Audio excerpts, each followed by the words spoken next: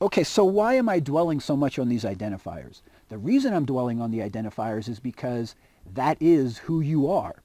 As far as Gmail is concerned, you're Bob 673, and anything associated with Bob 673 is you. Anything not associated with Bob 673 is not you. It's the key to your identity.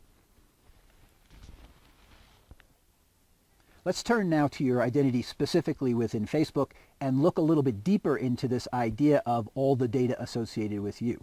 We said that your identity for a computer system is your ID, bob697 at gmail.com, and all the data associated with you. At Gmail, all the data associated with you is whatever you filled out when you applied for the email address, you know, your real name and your address and your phone number or whatever else it is you gave Gmail. And that's a very small amount of information, plus all the messages that have you as their identifier. So in each email message on Gmail, it says, this email message belongs to Bob 637, and that's how it's associated with you. Not a whole lot of identity there, right? Not a whole lot of identifying features.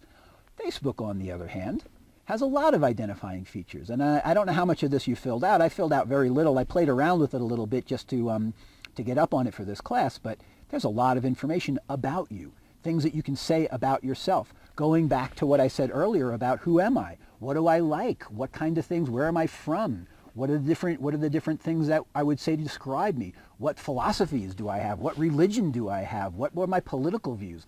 All these things, all these different aspects of your personality, of your identity, are all able to be entered in Facebook.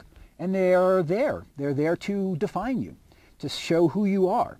And as I've said elsewhere, once they know all that stuff about you, for example, your religion, well, then the local religious institution that matches you can start to advertise to you on Facebook and say, hey, why don't you come be part of us? We know that you're Catholic, so here's a Catholic church that's just down the street. We know what your address is because you typed that address in, so why don't you become part of us?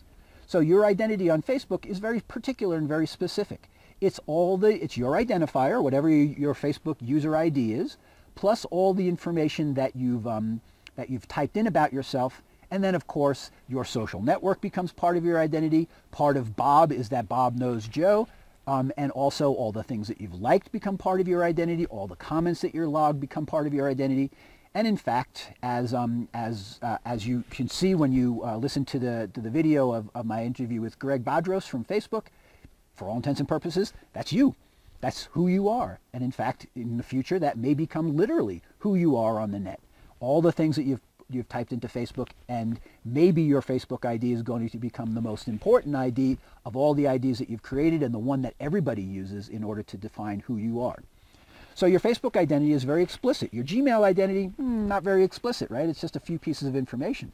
But your Facebook identity is big and getting bigger, may become actually, in the long run, certainly what Facebook would like to have happen, may become your actual identity, your identity online. Okay.